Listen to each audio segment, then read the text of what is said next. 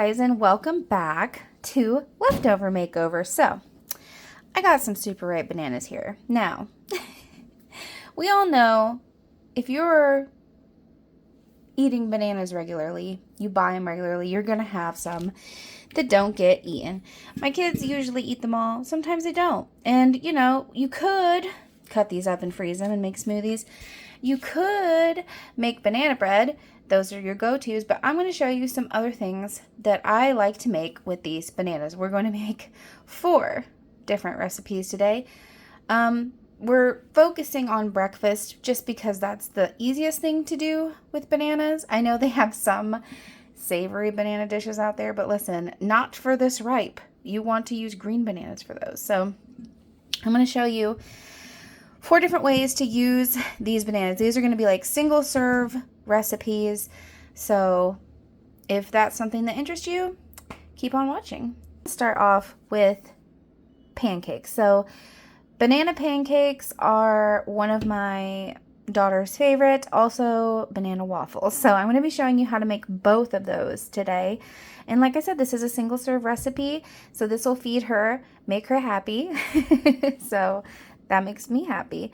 I'm going to be using 1 banana. I'm going to smash it up in this bowl. We are adding a 1/2 cup of milk. I'm using the Ripple Kids milk because this is for my daughter. We are using a 1/4 teaspoon of cinnamon, a 1/4 teaspoon of salt, a dash of nutmeg because I like the way that nutmeg tastes in this. We're using a 1/2 tablespoon of granulated sugar. You can use whatever sugar you want. That's just what I'm using. We're going to add a 1/2 tablespoon of baking powder, about a 1/2 teaspoon of vanilla extract, 1 tablespoon of oil. I'm going to be using vegetable oil. You can use whatever oil you like. And then we're going to be doing 3/4 cup of flour.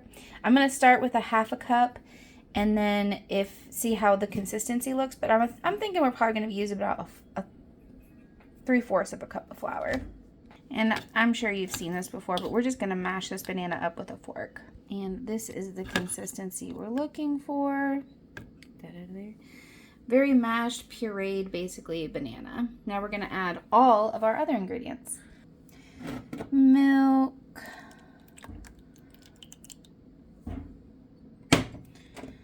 All of that.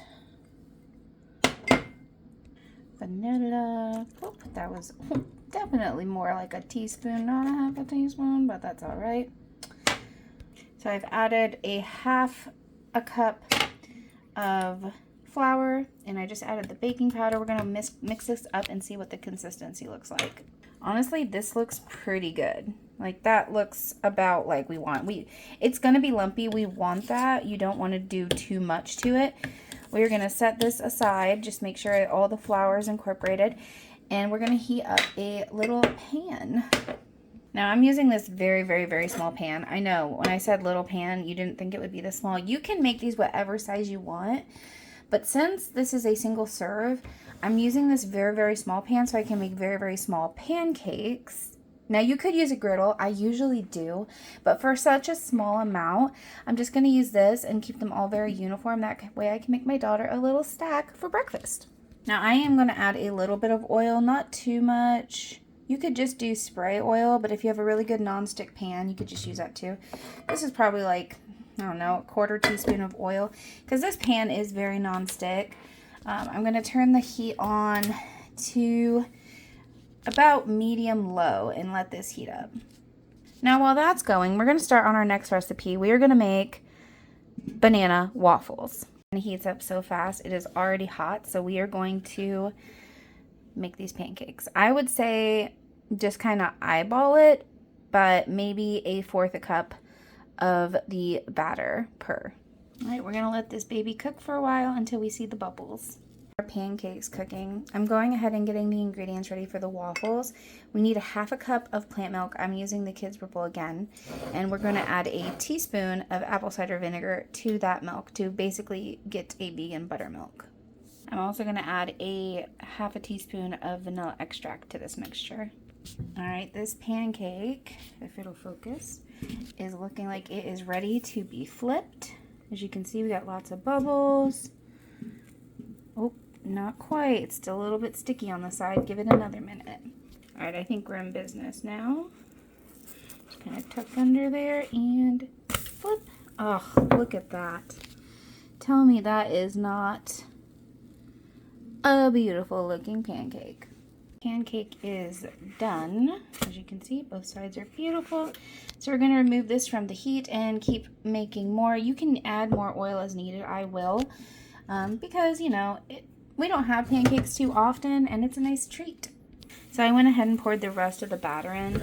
So I'm making two pancakes out of this, but honestly, you probably could get 3 out of it if you just measured it out, and you can make a whole stack. Cakes are done. So yeah, that bottom one is much bigger than the top one, but these are light, fluffy, very delicious, easy, quick.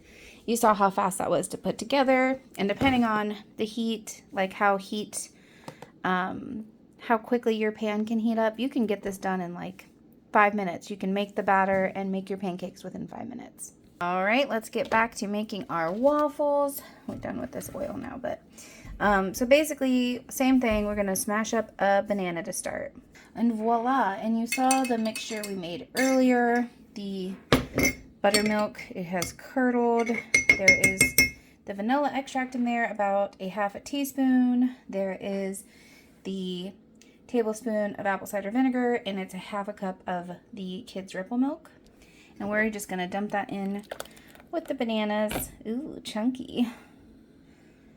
Now we are going to add slight variations. We have a half teaspoon of salt, a half teaspoon of cinnamon, a dash of nutmeg, and a tablespoon of coconut sugar.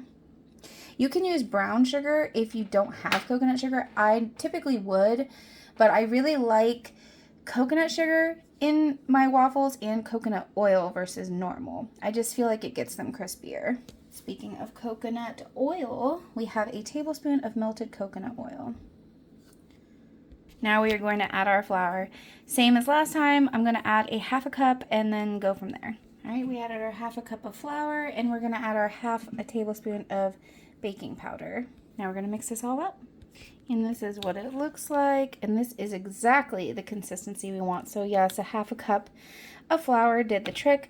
Now we're going to let this set to the side while we heat up our waffle iron. Now I have a I have a Belgian style one, so it's going to make like one big waffle. This is. If you have a smaller waffle iron, you might have more waffles than me. All right, so the waffle maker is ready. I am going to lightly spray this with oil, just to help it not stick. All right, and just cook that bad boy. So full disclosure, I had some spillage, so I did overfill it. I don't think it would make 2 full waffles, but maybe like 2 imperfect waffles maybe would be better than all of that wasted product. And our waffle is done, so it's pretty crispy. It's a little bit softer on the edges. So what I would do is I would add another 1/4 cup of flour, so it would be 3/4 a cup of flour, and then make 2 waffles instead of 1, and then it will be more crispy, and it will negate the whole overflow situation. So you have 2 waffles, which is, you know, who doesn't like more waffles? I'm going to show you guys 4 recipes today, but I'm actually only going to show you 3 because I have been requested to make more banana pancakes. So one of these bad boys is going to make more pancakes, but I will show you a quick, even easier recipe with the other one. Pancakes part 2. But also, since I have the time, I'm going to show you a little quick, easy recipe to go with the other recipe that we're going to make. So I'm going to toast up some walnuts. You can use chopped, whole. I've got a variety. There's 2 different kinds of walnuts in here. But I'm going to toast these up in the pan, get them warmed up, and then I'm going to use a 1/3 cup of this Maple Grove sugar-free maple syrup. You can use regular maple syrup if you want to, or you can do like oil and like brown sugar. But I'm trying to keep it lower in sugar and calories because this is going to be a really good topper. So I like to use these on my salad, but we're going to use these, not the whole cup obviously, but we're going to use some of these as a topper for our last recipe. All right, so these are warmed up, so we're going to pour over this syrup. And just make sure you mix it around frequently because you don't want it to burn. So basically what we're trying to do here is remove as much of that liquid as possible, really get it to evaporate, coat the walnuts. It's just going to sweeten them up, give them almost like a candied glaze. So it's going to be really yummy. So while our walnuts are going, we're going to smash up our banana for our last recipe. All right, that is nicely pureed, and these nuts are basically done. So we're going to turn the heat off. As you can see, most of that syrup has evaporated. You just want to keep stirring it, let it cool down. After this cools, you'll have like these delicious little crunchy, sweet walnut bits that are just, oh, so good. Like I said, I like to have them on a salad and on this breakfast recipe we're making right now. So to the bananas, we're going to add a 1/4 teaspoon of cinnamon, a 1/4 teaspoon of vanilla extract, about a tablespoon of ground flax, about a tablespoon of maple syrup. Have you guys figured out what we're making yet? This is one of my go-to breakfasts because it is quick, it is easy. You can have it hot, you can have it cold. Oh yes, we are making banana bread overnight oats. We are going to add a cup of oats to our bananas.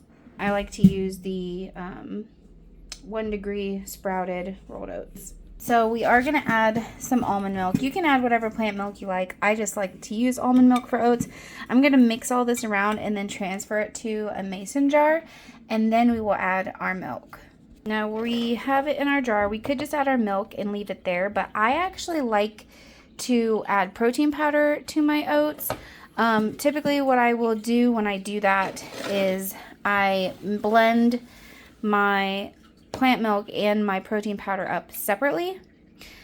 So that's what I plan to do, but I think we'll probably need about a cup of milk.